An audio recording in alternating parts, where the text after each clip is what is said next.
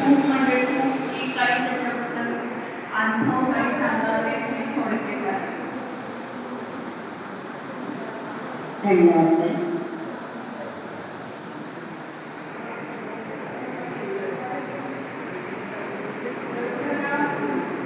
ना बोला.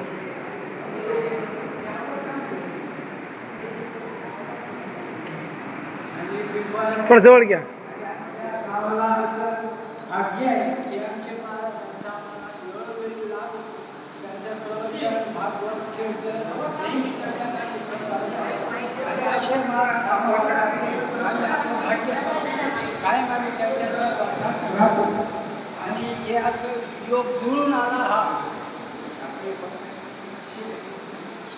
चुकता इथं शुक मुनींनी परीक्षित राजाला भागवत सांगितलं.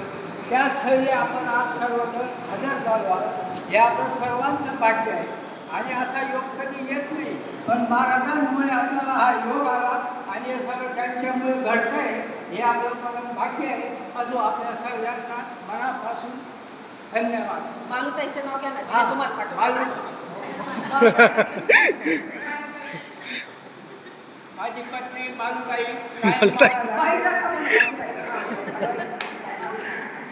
आई कायम महाराजांसोबत राहते आणि त्यांच्या मार्गदर्शनाखाली सर्व काही जे कार्यक्रम असतात ते करत असते ना.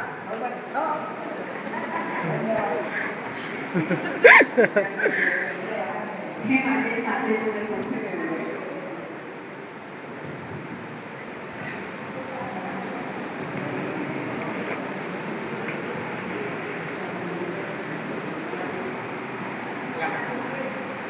नमस्कार, मी निलेंद्र कुलकर्णी.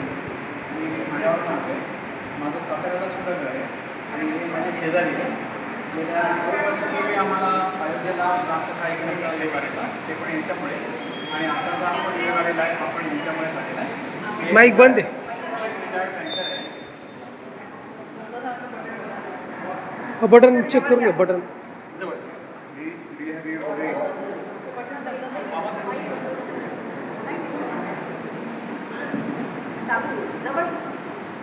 मी श्रीहरी रोडे. मी सातारून आलो आहे. त्याची सुरुवात मुळात हिच्या भावामुळे भाऊ आणि बहिणी यांच्यामुळे झाली. आणि आता आमची पाहुणी पण इथं कार्यकर्तीच आहे. ती संपदा कुलकर्णी जे आहेत ते आम्ही सोलापूरवरून सुरुवात झाली आमची. पण आता मी सातारून हे आमचं 7वं का 8वं हे असेल. लेटेस्ट आमचं चित्रकूटला आम्ही हे केलं होतं. त्यानंतर आता हे करायचे योग आला आहे. आणि आम्ही एक नवीन त्यांच्याबरोबर कथा ऐकण्यासाठी आवाज नाही वाढून देऊ. आवाज वाढून देऊ. करत राहायचं. आता थोडी चांगली व्हायला लागली, पण ठीक आहे. नमस्कार, मी सध्या श्रीहरी रोडे साताऱ्यातून आम्ही आलो आहोत. या चित्रकूटला आम्ही रामकथा पण ऐकली आणि आता मात्र भागवत कथेचा पण छानपैकी अनुभव घेणार आहोत. आणि शुकताला हे खूपच अगदी आमच्या सर्वांच्या दृष्टिकोनातून महत्त्वाचं वाटलं. आम्ही अगदी येणारं आणि कायम आम्ही महाराजांच्याबरोबर असतोच आहे. खूप झालेत आमचे महाराजांच्याबरोबर. नैमिषारण्य, पुष्कर, हाऊसपेठपासून सुरुवात झाली. सोलापूरहून आलं श्रीशयस खूप ठिकाणी आम्ही महाराजांच्याबरोबर आहोत. कथेत आम्हाला इतकी गोडी वाटते महाराजांच्याबरोबर ऐकण्यात की बस महाराज सांगतात आम्ही ऐकतो. म्हणजे आमचं पुण्यच आहे ते. आम्हाला ते समाधान मिळतं. माझे भाऊ आणि बहिणी, चुलत भाऊ आणि बहिणी पण आले. नमस्कार, मी हेमंत दामोदरे. आम्ही सातारून आलो आहे. ही माझी मिसेस. मी सौ अनघा हेमंत दामोदरे. आणि आज महाराजांचं भागवत इथं शुकतांमध्ये ऐकण्याचा योग आमच्या रोडे काका आणि संध्यामुळे आलेला आहे. छान वाटतं, आनंद वाटतो. ह्याच्यामध्ये मला 1-2 गोष्टी सांगायच्या होत्या की आपले वडील त्यांचं भागवत शुकतांमध्ये झालेलं होतं. आणि त्या काळात माझ्या आत्तेभावाच्या मिसेस रजनी पत्की त्या होत्या. त्याच्यावर त्यांनी मला मुद्दामून आठवण सांगितली की म्हणजे तुम्ही सांगा त्याला की बाबा असं आम्ही त्यांच्या वडिलांचं इथं भागवत त्या काळात ऐकलं. त्या काळात थोड्याशा सोयी कमी जास्त असतील काय, परंतु आज सोयी छान आहे. आणि मला शुकतांचं भागवत ऐकायची इच्छा अशी होती की माझ्या आईने शुकताल भागवत गीता ऐकलेलं आहे आणि ते मात्र स्वामी वरदानंद भारती यांच्या शिष्या गार्गी देशपांडे म्हणून होते. आपल्याला कदाचित माहिती असतील तर त्यांचं भागवत त्या काळात तिथं झालं साधारणपणे 2003 वगैरे असं साधारणपणे साल असावं कदाचित, म्हणजे साल मला नक्की आठवत नाही आहे, पण माझ्या आईने ते भागवत ऐकलं होतं. त्यामुळं शुकतालचं भागवत ऐकणं ही एक माझ्या मनात एक सुप्त इच्छा होती आणि ती ह्या निमित्ताने पूर्ण झाली. त्याबद्दल मी आमचे रोडे आणि संध्या रोडे यांचा आणि भारताचा मी आभारी आहे. आणि ह्यांचं मी पहिल्यांदाच ऐकायला आलेलो आहे, परंतु यांचे जे थोरले भाऊ आहेत धनंजय देशपांडे यांचा आम्ही श्रीशैलला शिवपुराण ऐकलेलं आहे आणि त्यामुळे आम्हाला साधारणपणे कल्पना आहे की ही फॅमिली कशी आहे. त्यामुळे सुंदर व्यवस्था असते आणि छान असतं. धन्यवाद. श्रीराम. बघा त्यांनी खूपच सुंदर माहिती सांगितली. म्हणजे भाऊ महाराजांच्या काळात सुद्धा त्यावेळेस भाऊ महाराजांत आता तर खूपच सुविधा उपलब्ध आहेत आपल्याला, पण त्यावेळेस ज्यावेळेस भाऊ महाराज देत होते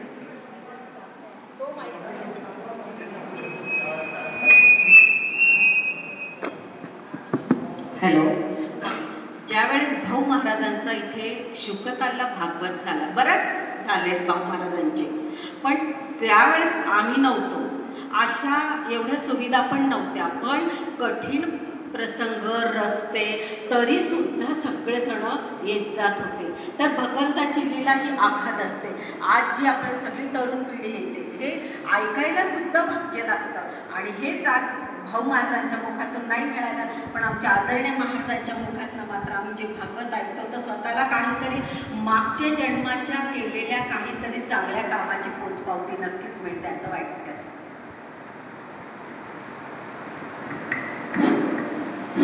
सर्वप्रथम महाराजांना नमस्कार.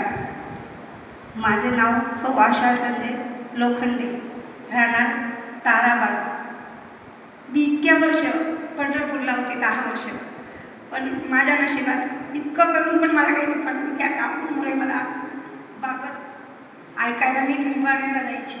अधूनमधून पूर्ण दिवस नाही पण 2 दिवस का असेना, पण या काकूंच्या सहवासात राहायची.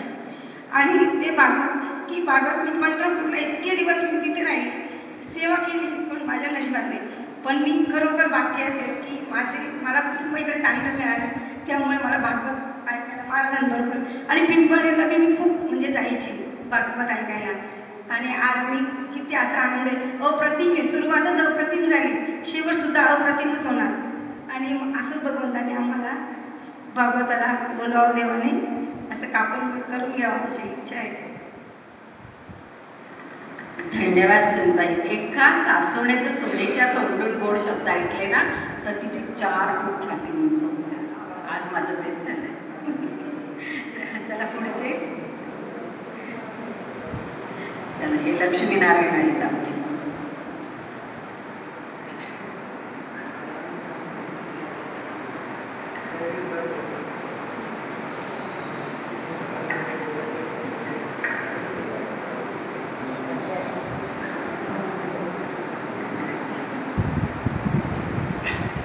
माझं नाव सतीश सोंजे. मी नाशिकहून आलो आहे खास महाराजांचा भागवत ऐकण्यासाठी. माझं नाव कल्पना सतीश सोंजे. मी नाशिकहून आली आहे. माझं माहेर पिंपळनेरचं आहे. मी महाराजांचा हा दुसऱ्यांदा ऐकते. खूप सुंदर सांगतात आणि समजून सांगतात, त्याच्यामुळे ऐकावं असं वाटतं.